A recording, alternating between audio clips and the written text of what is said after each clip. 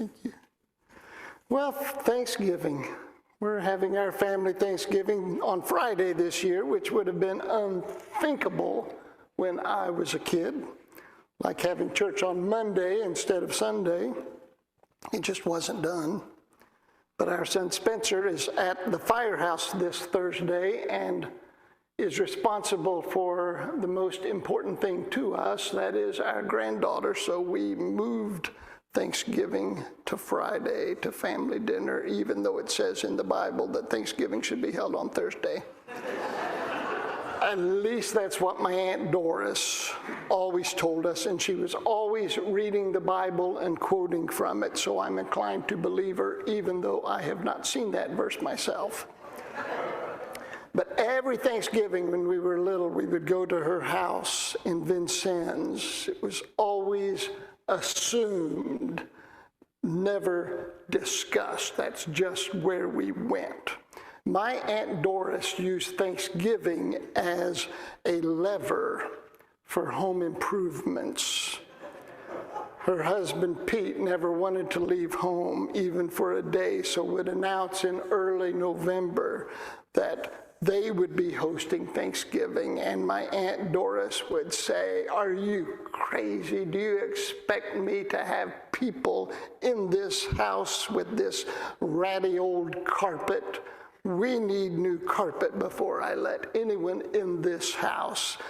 The year I most remember was the year she got new carpet, green shag carpet, and not just new carpet, but an entire kitchen remodel that she parlayed all of this into Thanksgiving. Dark Mediterranean-style cabinets with orange countertops and harvest gold appliances, the epitome of good taste in 1972.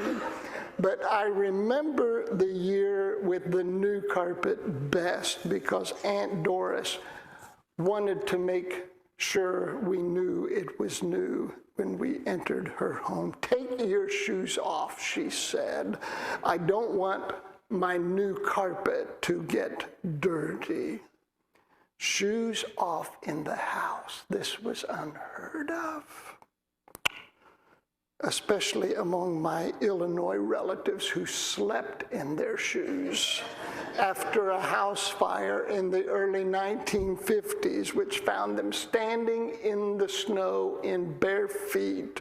My great uncle Dennis lost 2 toes to frostbite, and here was Aunt Doris making us remove our shoes, which we did, but only because it was warm outside. And in the end, it didn't matter anyway. Her carpet was still ruined when my brother David, then 10 years old, was carrying a bowl of raisin sauce into the house in his stocking feet, and he tripped over a throw rug that had been wadded up by the door. It was right inside the door, a throw rug over her new carpet, and he tripped on it, and up in the air went the raisin sauce in this arc, in this beautiful arc, and came down on her new shag carpet. It looked like an explosion, like a crime scene with raisin sauce splattered everywhere. I looked at that mess, and I was so happy. The Sunday before, Father McLaughlin had urged us to find something for which to be grateful, and seeing that raisin sauce rain down on my aunt's new shag carpet filled me with joy. My mother had wanted new carpet for years, but we couldn't afford it, and I could tell she was a little jealous of Aunt Doris and her new carpet, but was too sweet to say anything other than to say how pretty it was. And now, all these years later, I have to wonder if the whole thing was perhaps intentional. Why would you ask a 10-year-old boy to carry a pot of raisin sauce the size of a bushel basket across brand new shag carpet? Why would you do that unless you wanted a disaster? And my mother didn't even scold my brother. He started to cry, just sob and weep and fling himself on the new shag carpet crying. And my mother picked him up and hugged him and said, "That's okay, David. It's just carpet. No one died," even though my Aunt Doris looked as if she wanted to die. But I felt oddly happy by the experience, because the hardest thing in life is not to feel a little bit happy when something unpleasant happens to someone you envy. Now, don't just stand at me and act like you've never known that feeling, because I suspect this might be a common human trait, that we're all just a little happy when something unpleasant happens to someone we envy or don't like. It's not one of our nobler qualities, our happiness at the problems of others, but it is a part of us. And this happiness is rooted in envy, which itself is rooted in ingratitude.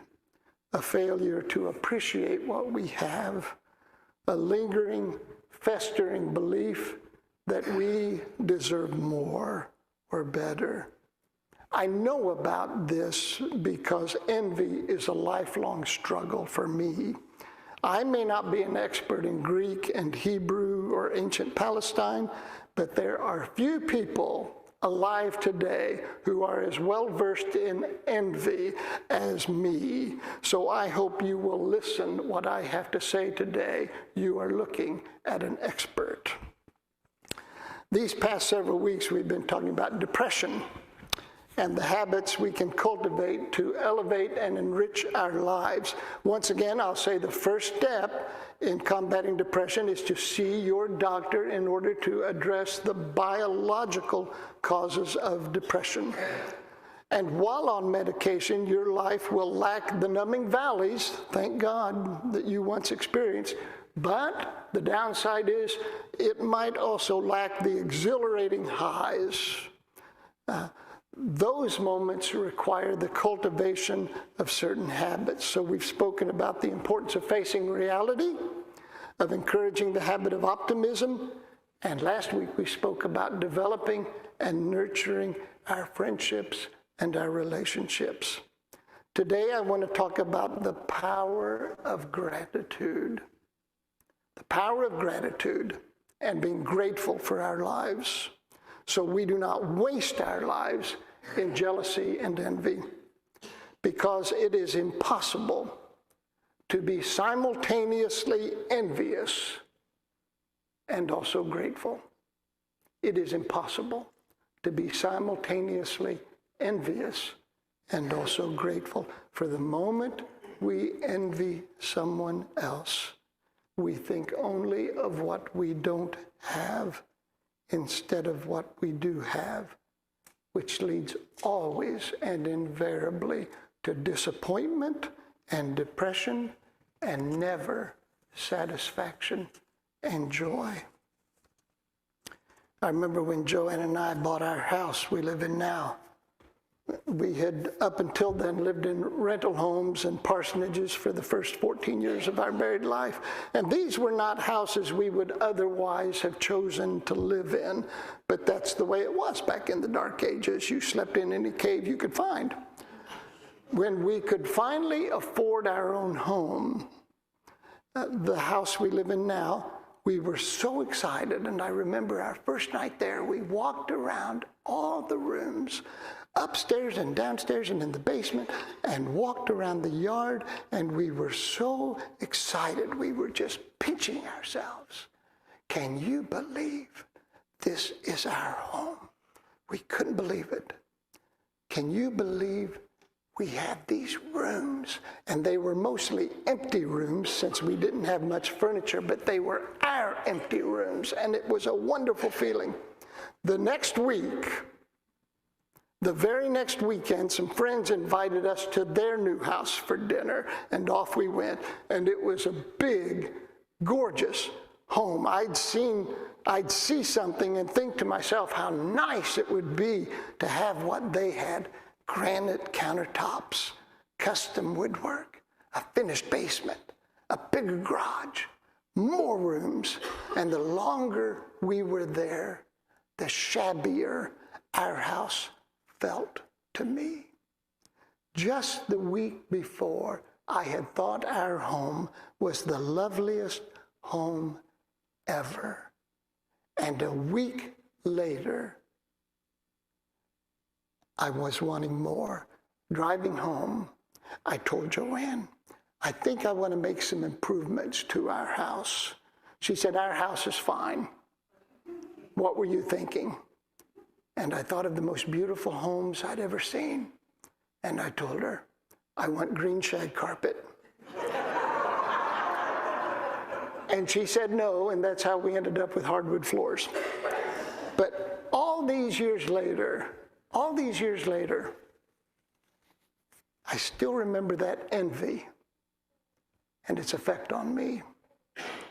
How it caused me to look askance at something I had cherished just the week before. That is what envy does. It causes us to despise what we once valued. Envy causes us to devalue our relationships when we wish we had someone else's spouse. Envy causes us to devalue our possessions when we wish we had someone else's home or clothes or car.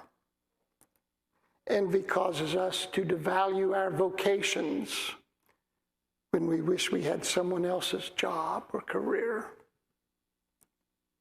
Envy causes us to devalue our abilities when we wish we had someone else's talent.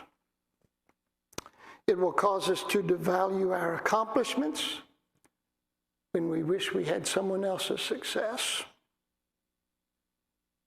It causes us to devalue our bodies when we wish we had someone else's looks or appearance or figure.